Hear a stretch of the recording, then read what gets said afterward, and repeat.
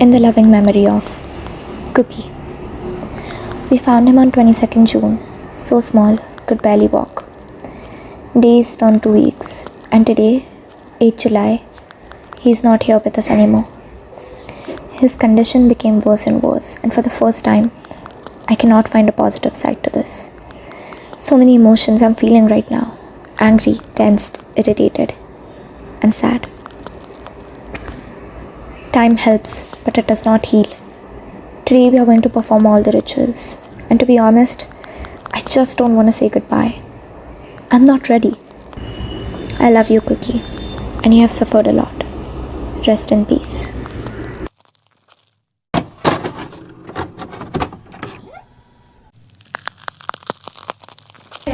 So I'm in the lift right now. I heard a noise of a kitten and we think that there's a kitten downstairs.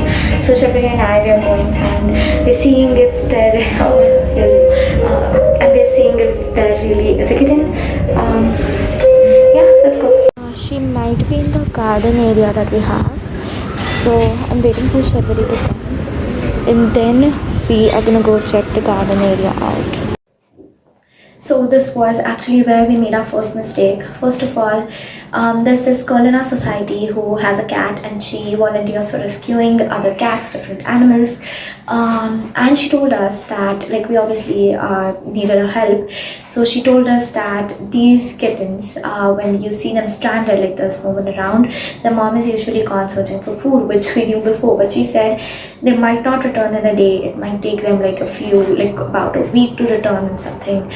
And we shouldn't have taken them, and maybe they did have a mom, and maybe she was coming back. But here's what, there were these kids and we heard them coming.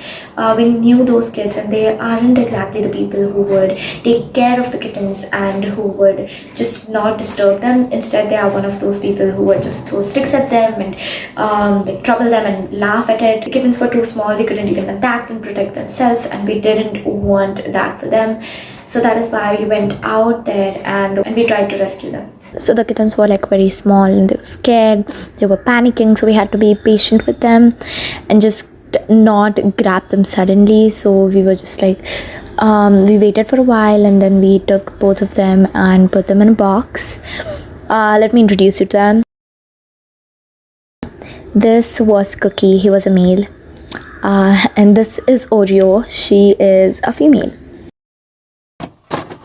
They're like just so small, about 2 to 3 weeks, that she didn't know where the milk was. She was licking the milk that was on him. Look at them. They are just so cute, so tiny. They were like really cold the first morning.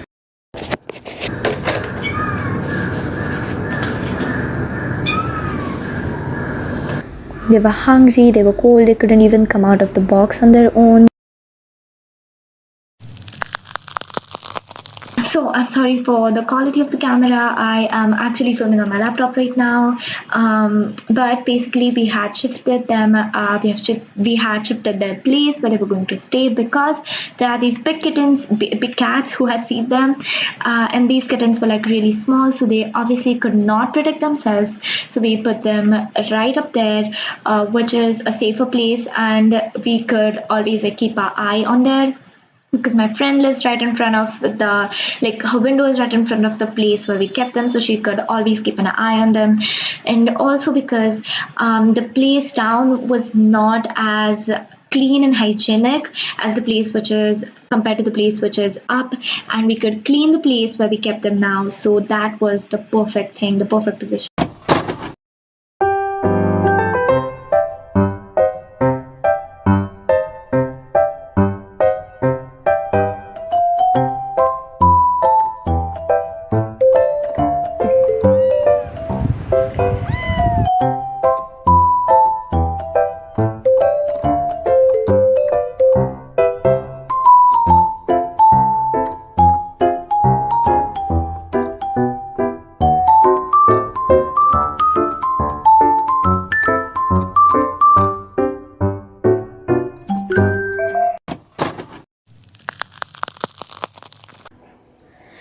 slowly we started to put them for adoption. Basically, we were making these posters, and I put them on my Instagram story. I made Instagram reels about it. I even posted a short on YouTube, I think. But yeah, basically Cookie at that point really needed adoption because he was starting to get a little bit sick. Something had bit him and it caused some kind of infection, it caused some kind of infection because of which he couldn't pee or he couldn't poop. So Cookie just got that kind of infection.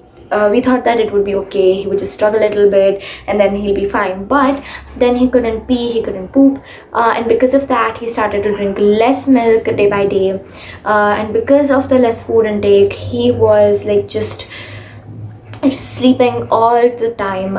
Before, he used to come out of box, he used to play a little bit, he used to get tired quick, but he used to play a little bit, but then later on he just started to just like sit in the box and he would barely come out of it.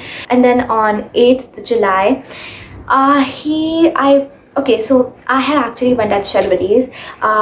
She was getting ready, so I was like, okay, waiting for her. Until then, I thought I could just see how both of them were doing.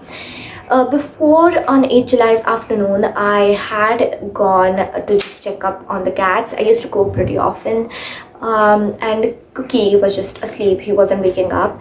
So I was just, just kind of like patting him, and trying to like moving the box that he's in so that he'll wake up, but he wasn't waking up. So then I lifted him to just see if he's waking up, if he's conscious, and then he did wake up. So, and then we took him to the vet that day, so we were all just like really chill. We knew that okay, he'll be fine. And then in the evening when I came to check on him, it was just me alone. He was just he was not moving at all. I'm moving the box, I'm patting him. He wasn't moving. His eyes were open, and we thought he was just really tired, but I thought that he was just really tired. But obviously I panicked and I called my friend. She was like, okay, you called that girl who knows. Okay, so you called Reba. And I was like, okay, yeah. And then I tried calling her, but she wasn't picking up. So it was just all a big huge mess. And then my friend came downstairs. Till then Sharvari also came, and we were panicked. Like, it was just panic everywhere, obviously, because his eyes were open. It didn't seem like he was breathing, but obviously in the situation you're not ready to accept the facts, and you're like, okay, he's there, he is breathing, we just can't see it. That's what we were saying, that we just can't see it, but he is breathing. But he wasn't really breathing. And then Reva came with her sister. She brought the equipment, she checked, and they were shaking their heads, they were nodding, and then they just came and then they told us that he's not there anymore. We miss you, Cookie. Goodbye.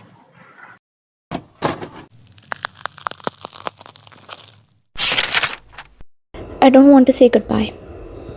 Oreo is being adopted today at about 11, and I just don't want that. But I know that she needs a nice home and love. All of the things I'm doing for her right now became a part of my routine, and everything I'm doing now seems a last. Last morning with her, last morning milk I give her, and last hug. Last time she's in my laps. Over the past few weeks, Oreo has become one of my best friends. So how am I supposed to let go of her so easily? But what's reassuring is to know that she'll be happy and she'll be loved and she'll be safe. So goodbye, Oreo. I hope you remember us all.